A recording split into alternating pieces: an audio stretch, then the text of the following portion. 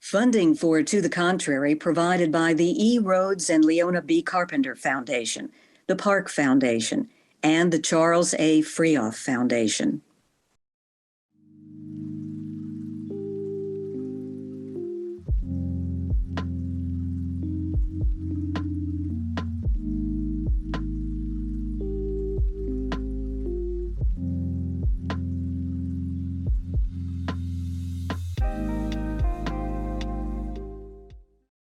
Coming up on To the Contrary, longtime panelist delegate Eleanor Holmes Norton tells her fascinating life story.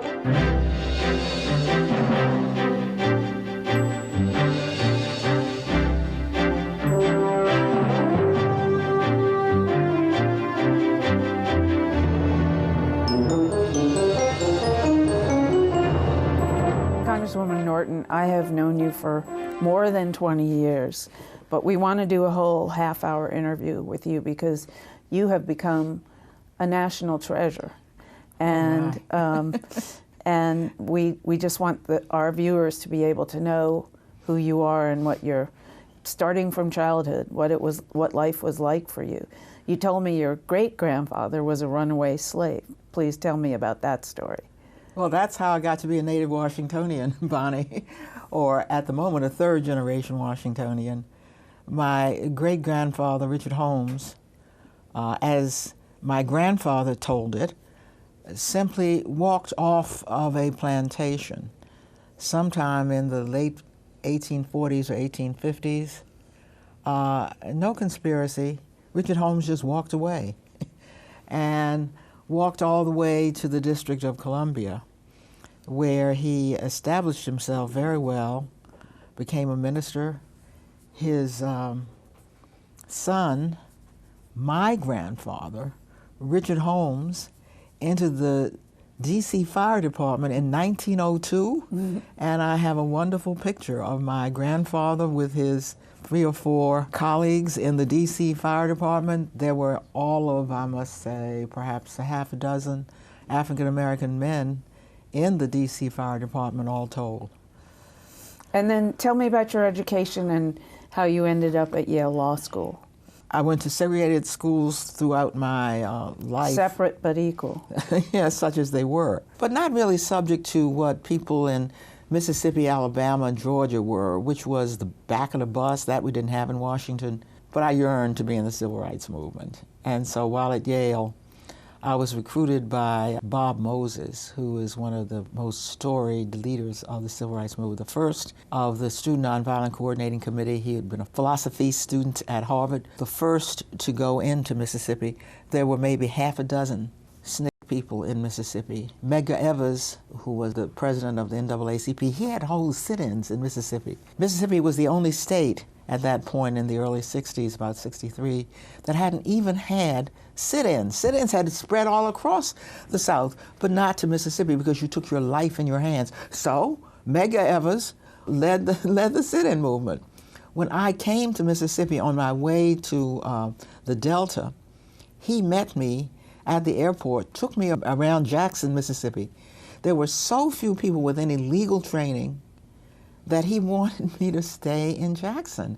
And I told him I had convinced, I had told Bob Moses I would come to the Delta, and so I couldn't possibly remain there. Took me all around, put me on a bus to go to the Delta around 10 o'clock at night. I arrived in Greenwood, Mississippi. Everything was very worked out in SNCC. They took me to the home of some farmers. The farmers told me what to do, that they'd be gone when I woke up, where the SNCC office was. I did exactly what they told me, heated water on a stove so that I could pour it into a tin tub, a washer tub, to take a bath, was sitting in that tub when a young person knocked at the door and said, "Aren't you the student from up north?" Said, "Yes." Says, "They need you to come right up the street to the SNCC office, Medgar Evers was shot and killed last night. He took me to the bus station, went home, and was shot in the back. Here's my introduction to Mississippi. I got up there, Bonnie, and I'm the oldest person in the room. Somebody about my age had gone over to get another of the great woman who was to become a great leader, Fannie Lou Hamer, out of jail because she had been put in jail for getting off of a bus in Winona, Mississippi, 9 miles away to use the ladies' room. Lawrence Guyot, who was about my age, went to get her out of jail. I'm told by these young people, younger than me, I'm a second-year law student, now he's in jail. So I said, I guess that means I've got to go to try to get him in jail. Now, he went to get Miss Hamer out of jail. He got put in jail. Now I'm supposed to get him out of jail. I was enough of a law student, so I said, tell me everything you know. I just questioned these. I mean, these were 14, 15, 16-year-old kids. They told me that the police chief in Greenwood did not march with the white citizens' councils when they picketed the office. It was one of them. He was racist, but he understood he was law enforcement. I went to see the man. I said, sir, my name is Eleanor Catherine Holmes. I'm a student at Yale Law School. Everybody knows I'm down here, not only my mother and father, the dean of the law school. Lots of folks know I'm here, but it's going to be up to me to go get people out of jail. And I'm just asking you one thing, sir.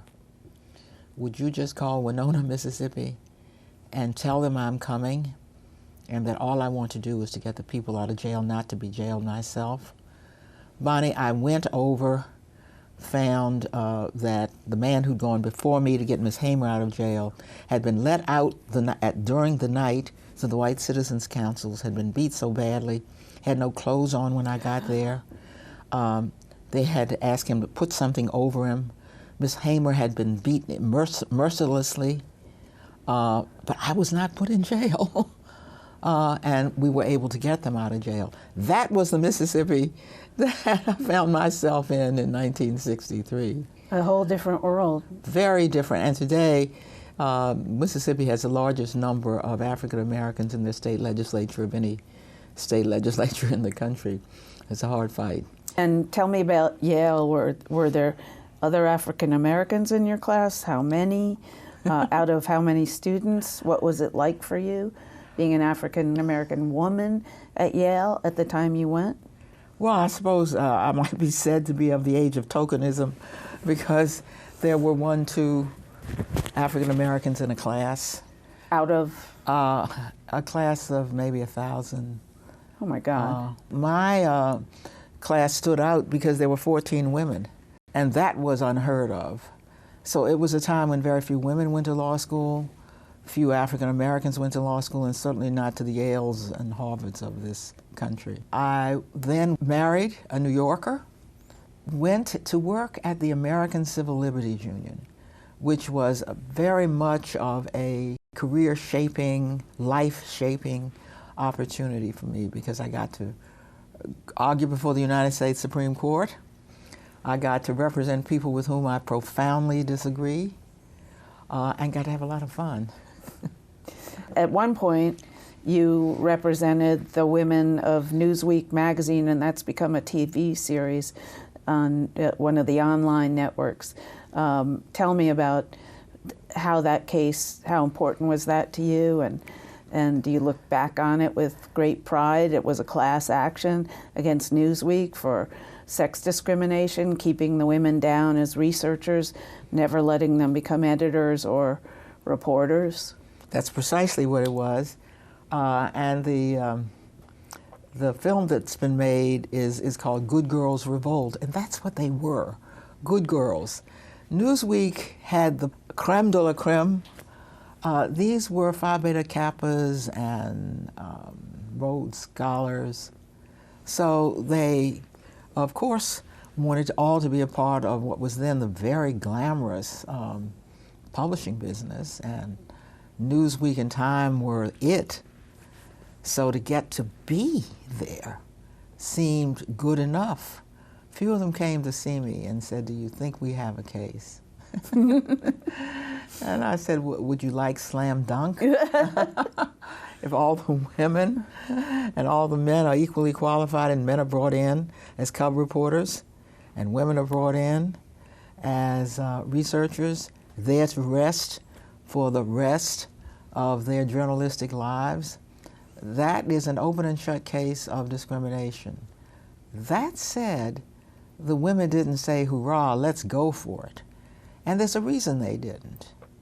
There had not been, and I believe I am correct, a class action brought by women at that time. Blacks had been waiting for the 1964 Civil Rights Act. This was the act which, this is another irony of my life, I was to enforce later in my life. But women were, if you will recall, Bonnie, added only at the kind of rear end, at the very end of the statute, when somebody said, let's put sex in instead of race, gender, race and religion, etc. And some thought that that was a way to kill the statute. Well, it lived to fight another day. But women were not prepared to be a part of a civil rights statute. But certainly, when you're dealing with the women at Newsweek, and there have been no class actions you can point to, no role models who had succeeded, the first thing I had to do was to work on what was then called consciousness raising, and to make the women understand that there was strength in numbers, that you could not be fired, that was an additional violation of the statute, to the point where they were ready. Actually, they were the courageous ones. I mean, I didn't have anything to lose. I was only their lawyer. They didn't know, for example, would they be blackballed? Yeah, maybe they couldn't be fired, but what would happen to them for the rest of their career? Well, ask Nora Ephraim what would happen for the rest of their career. She was one of the few women who left to seek her own fortune. But many of the others went on to be top-flight journalists, not only at Newsweek, but throughout the country. Fabulous. That's a fabulous story. Now tell me, you were later appointed by President Carter to lead the EEOC? Yes, there had never been a woman to lead the Equal Employment Opportunity Commission. And again, I think that speaks to how the commission was born and how it was seen. Remember, 150 years after slavery, still there was job discrimination, housing discrimination. There hadn't been any federal law passed.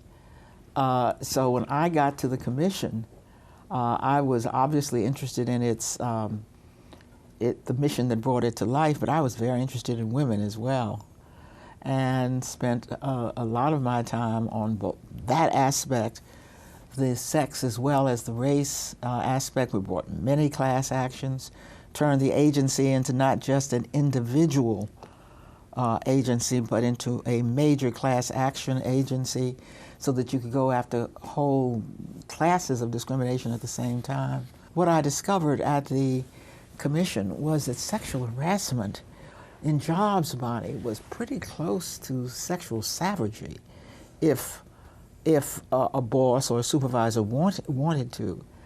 And it intimidated women enormously to come forward and essentially recount what has happened to them. Not that somebody pinched them on the behind, but often much worse, captured them in a bank vault and wouldn't let him out. What do you do about that? How do you make women recognize they have a right, but it can't be vindicated if they don't seek to enforce it? Well, I decided I had to issue sexual harassment guidelines. And this, the employers were not ready for. So I called them all in. And I said, this is going to protect you, because we're going to describe what sexual harassment is. So you will know when to hold somebody accountable and how to educate your own employees as to whether or not they may be submitting you to liability for sexual harassment. It was an important breakthrough. The guidelines were vindicated by the Supreme Court of the United States. Well, there's still a lot of sexual harassment in our society. The guidelines were a very important step forward without putting the onus entirely on the woman to come forward, putting the guidelines, putting the onus therefore on the employer to set out policies that make it possible for enforcement to occur. It is true that employers woke up very fast to preventative measures. Who wants to be sued, either for sexual harassment or sex discrimination? Certainly not racial discrimination. So yes, employers would rather spend the money up front training their supervisors and managers than paying a lawyer to defend them once their reputation is sullied by such a lawsuit, even if they're vindicated. Class action against you? Ask Newsweek.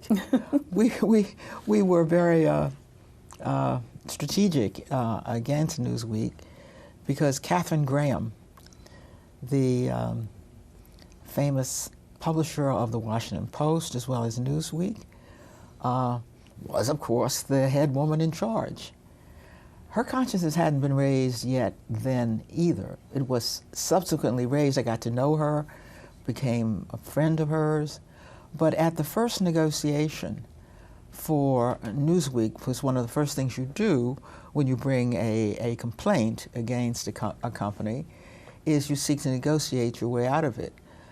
Usually you have to go much further, and we did in this case, but I insisted that Katharine Graham be there for that first negotiation. Very strategic thinking. Yes. As it turned out, this was not part of the strategy. I was very pregnant. And so the men at Newsweek didn't quite know how to handle this big-bellied lawyer who came in. Shall we offer her a seat, or is she an adversary? How shall we treat her? They finally said, my God, let's get her a chair. Then they sat on a couch. And the problem with offering me a chair while they sat on a couch is that the chair sat me above them, looking down on them. That was a problem or a benefit? For me, you can imagine what it was. But I got to know them as well, and I mean, all is well that ended well there. But it was an important case because it spawned suits of this kind throughout the annals of American journalism and gave women in other categories of work the gumption to sue because of the high profile of the Newsweek women.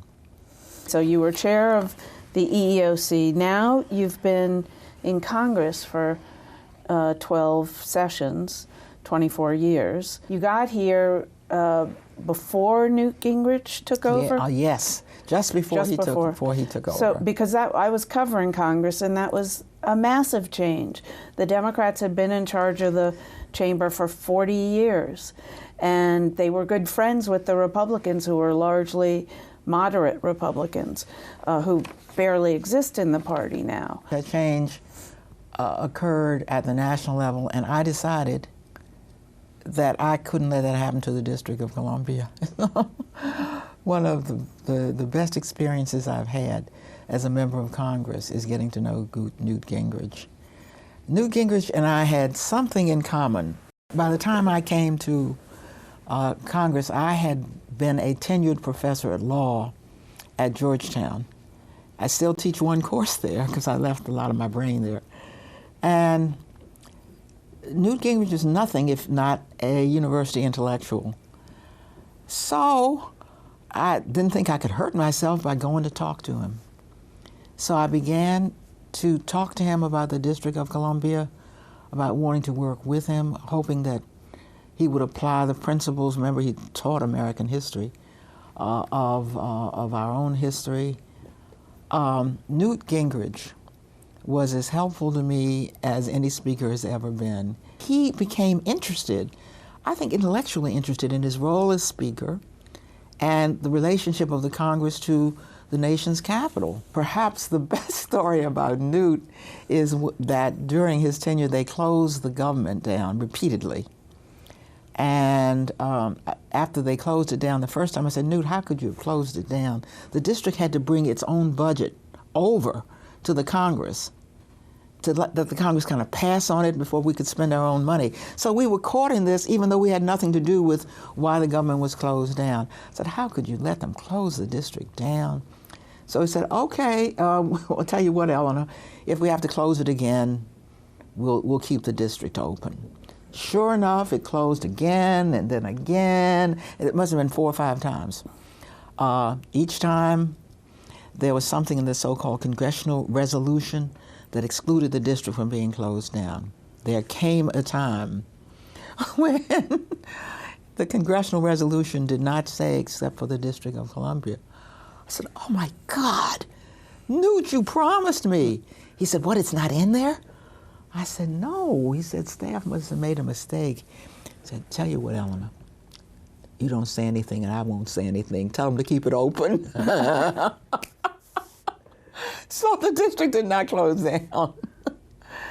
I have had to learn to work with Republicans. I've had very few years when Democrats have been in charge of certainly the House. They know who I am. When it comes to national issues, I'm not with them. But it has not been impossible to find Republicans to work with, increasingly difficult to be sure, on matters affecting the District of Columbia. And I've had a lot better luck in finding Republicans to work with, not to mention Democrats, who have been in charge more often in the Senate.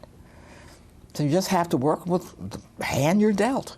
Okay. But that's life. So you have learned how to fight and learned how to get beyond fights and cooperate. Now, under the Trump administration, you're going to have the fight of your life. I'm afraid so. Learn to get beyond fights and not so much cooperate, but to find ways to negotiate. I hope that Donald Trump is as open as his mind seems to be. He is bereft of policy. He does not seem to have ensconced himself in policy. He is of more than one mind on so many matters. My problem is more often than the president, it is the Congress of the United States itself. So we may find members of Congress doing what I've been able to keep them from doing thus far, wiping out all the gun laws of the District of Columbia. Imagine what position that would leave a great city in, because great cities, large cities, are where you have more guns and more gun crime. So I could be faced with that, have been faced with it every single year, have been able to beat it down, and I'm going to have that with a Republican House, Republican Senate, and a Republican President. He is going to have to put some things in his budget affecting the District of Columbia, although the District of Columbia pays entirely for itself. There are a few things that do depend upon the President's budget. So I am going to have to be in touch with him and work with him. You once said that if women were would become half or more of Congress and you still did business the same way as you have forever, that wouldn't be progress. What did you mean? Yeah, it's not enough for one for you and one for me. You want women who are especially tuned to the very important issues that are facing women. It's very interesting to note that, I guess 3 to 1, we have Democratic women to Republican women. Republicans don't tend to even elect women to Congress. And when they do, they tend to go right along with the men. Having seen that, I don't think it's enough simply to say all we need is half the Congress to be women and everything's going to be hunky-dory. Now, what do you want your legacy to be seen as? Continuing. I don't think of myself in legacy terms yet. But I do think I've had the best of what my era had to offer. That is to say, I was born in time for the Civil Rights Movement, to be a part of it, and to come home and to apply what I learned and did as a fighter in the Civil Rights Movement to representing my city, which is perhaps the one jurisdiction in the United States that most needs a fighter. Why is that? And it's because it doesn't have this. It's because the District of Columbia doesn't have the same rights as citizens of every other part of the United States. Number one, Bonnie, number one per capita in the amount of federal taxes paid to support the United States government. I have all the rights and privileges of every member of Congress, except that final vote on the House floor. I mean, I can chair committees, I can go on the floor and talk like anybody else, I can do anything anybody else can do. But what's emblematic of your citizenship is having somebody who can raise their hand down there for you when it comes time to vote on policy, and the district doesn't have that, and that's why we're striving to become the 51st state of the United States. Do you think it'll happen while you're still in Congress? It may not happen tomorrow or the next day. It's going to happen. All right. Good luck with that. Thank you so much for your time. This has been wonderful, Congresswoman Norton. Always a pleasure to talk with you, Bonnie.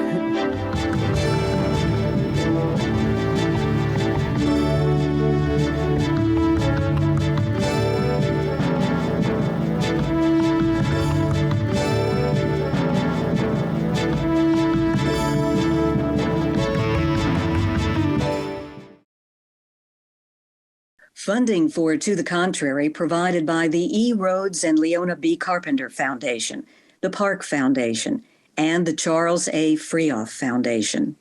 For a transcript or to see an online version of this episode of To the Contrary, please visit our PBS website at pbs.org/To the Contrary.